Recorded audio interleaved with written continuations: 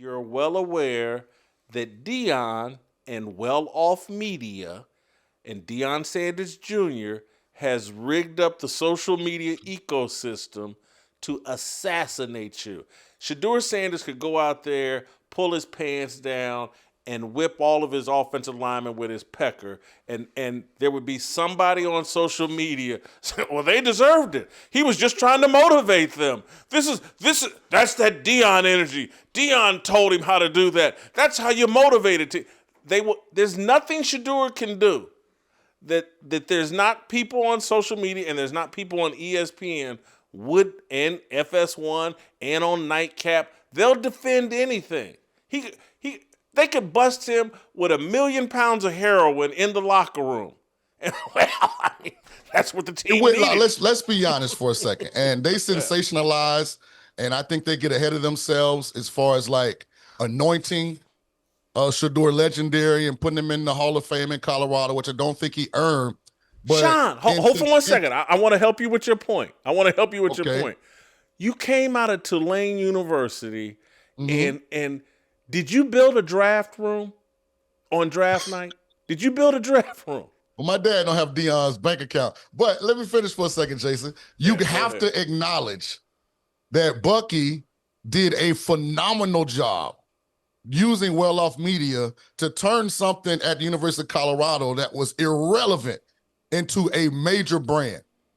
Now, you might not agree with all of the sensationalized aspects of how he did it, but Bucky did a hell of a job using his platform to make people want to go to Colorado, to use Prime's personality, his reach, to use Shedeur, Travis Hunter, talent, to use Shiloh's personality, to turn that into a destination spot. He did his job.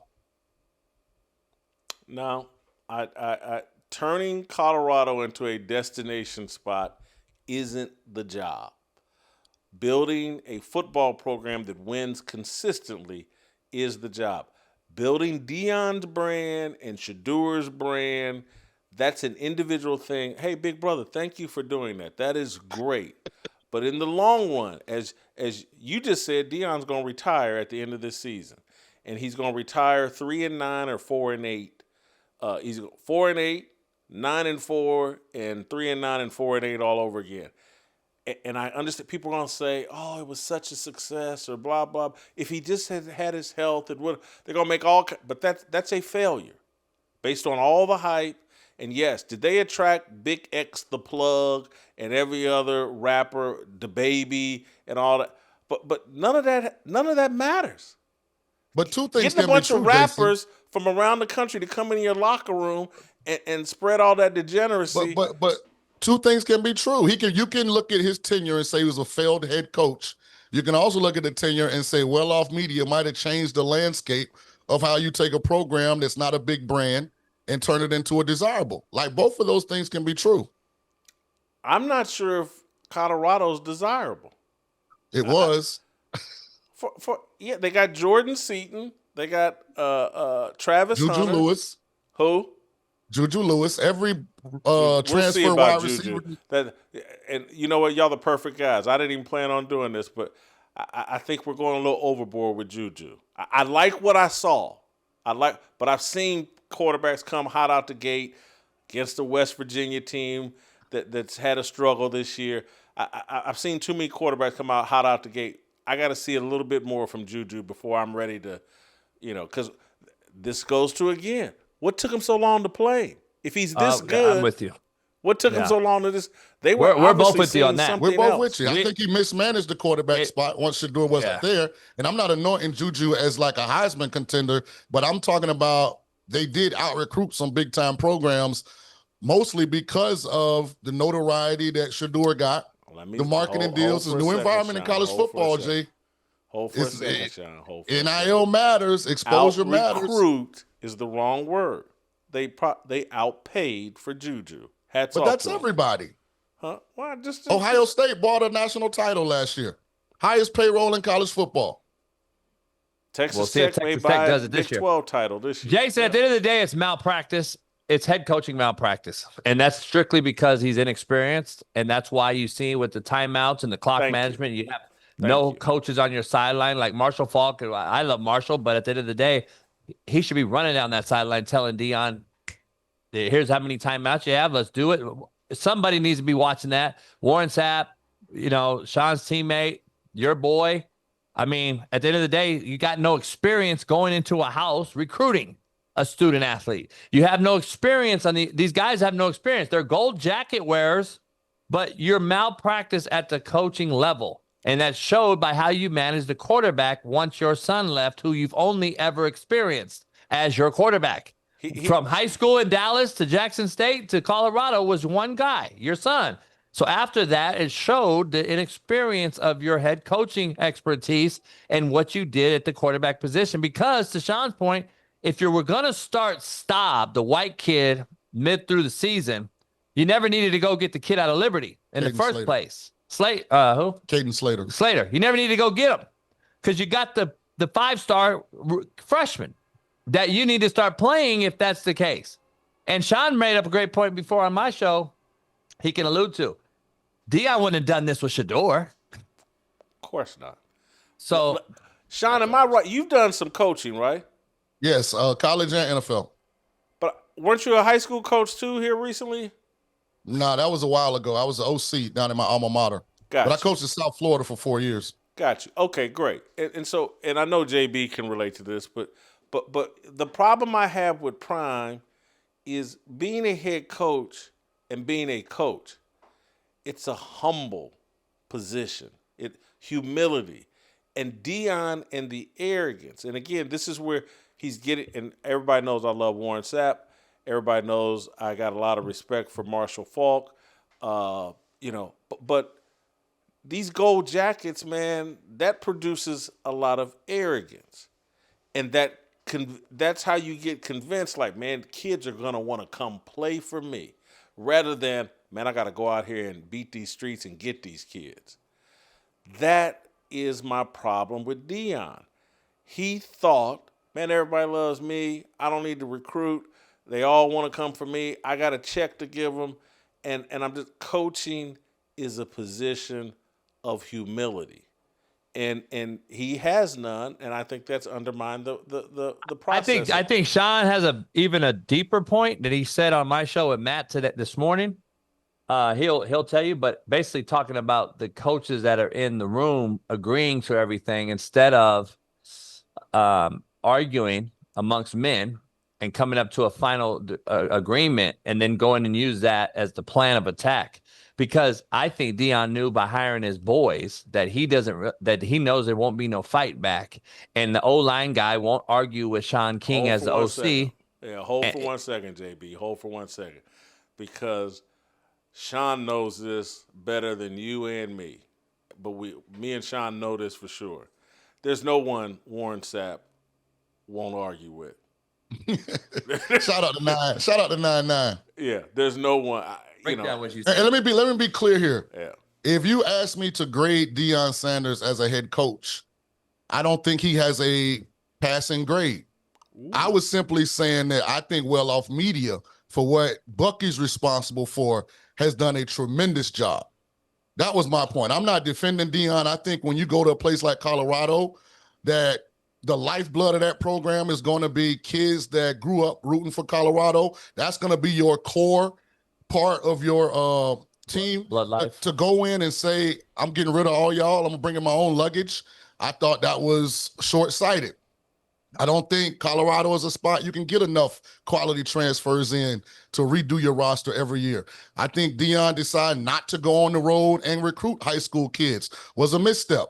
I think Prime mismanaged Caden Slater tremendously. This is a kid that's got years of good film at Liberty.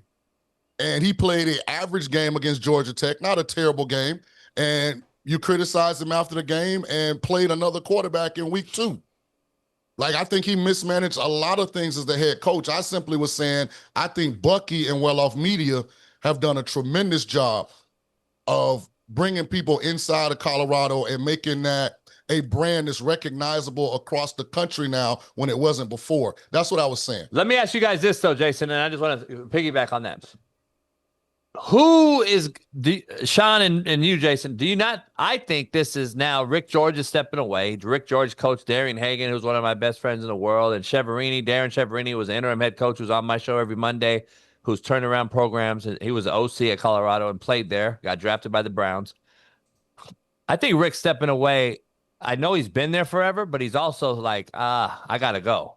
I think there's two things that could be true with that, but I want to know, to both of you's point, I want to know, I think Colorado goes back even further now after this debacle.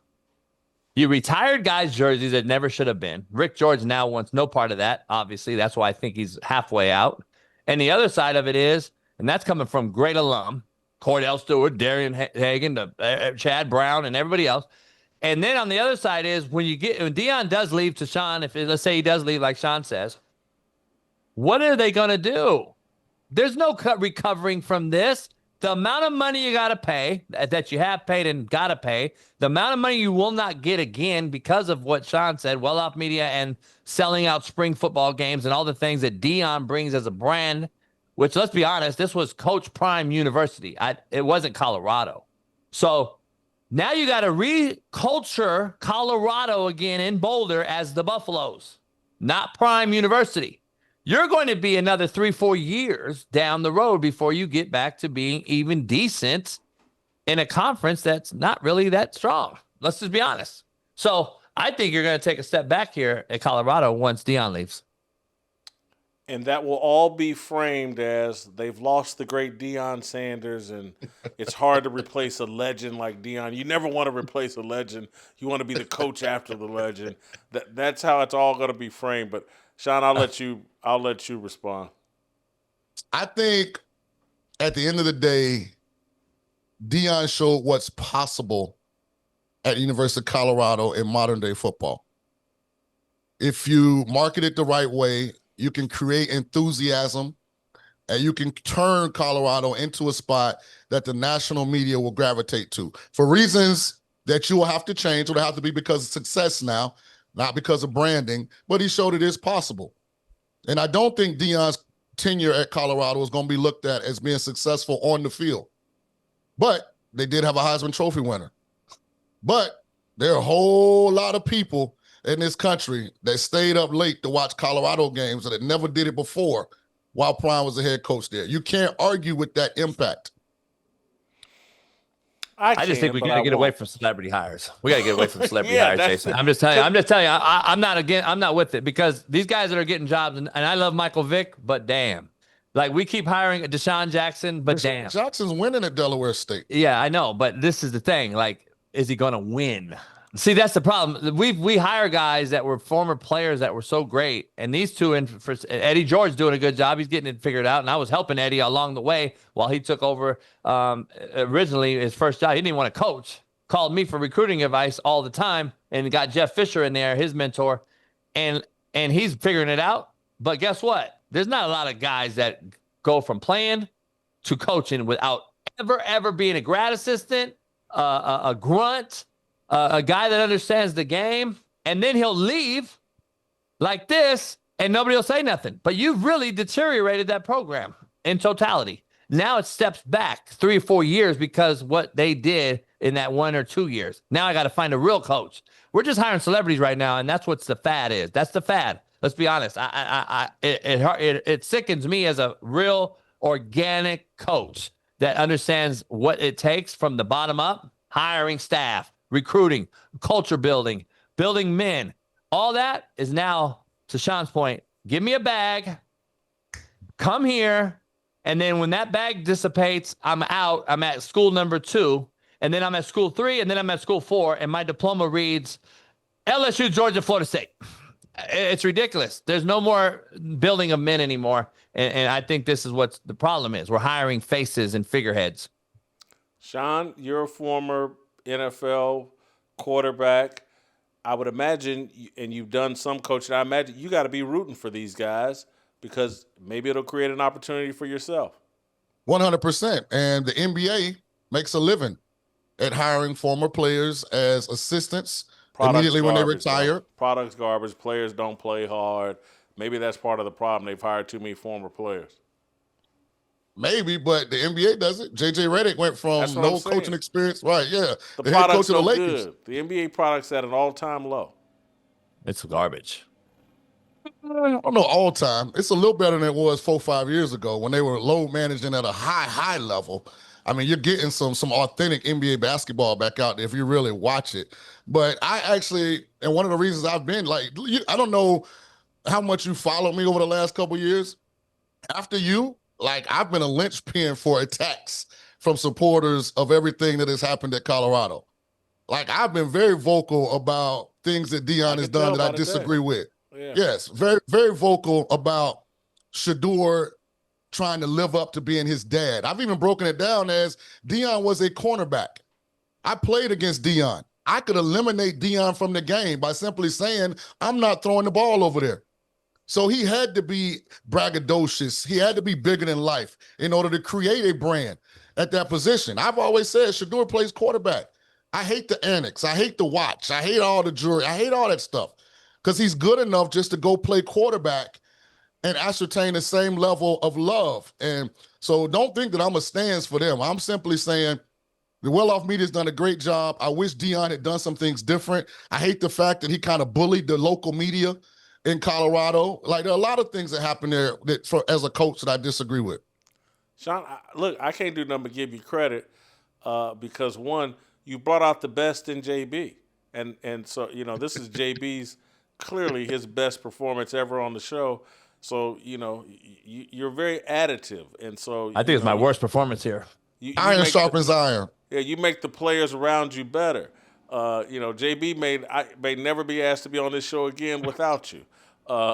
One, and I say that almost with some seriousness because JB loves to talk football, and he loves to talk it with people that can really talk it on his level. And that's, you know, he's always. You mean like Mina? You mean Mina Kimes? Yeah.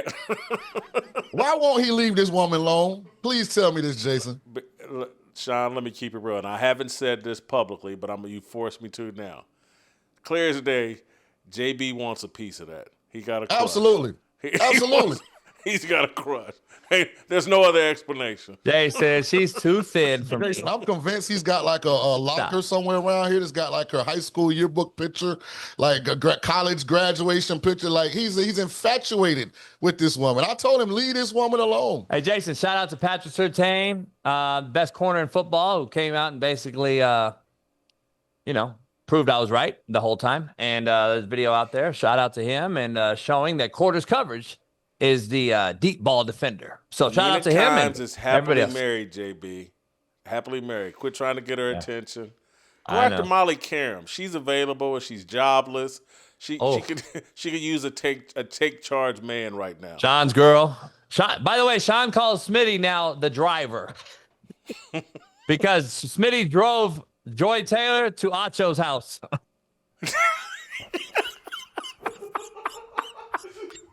If you enjoyed that video, be sure to hit the like button and subscribe so you never miss a moment of Fearless.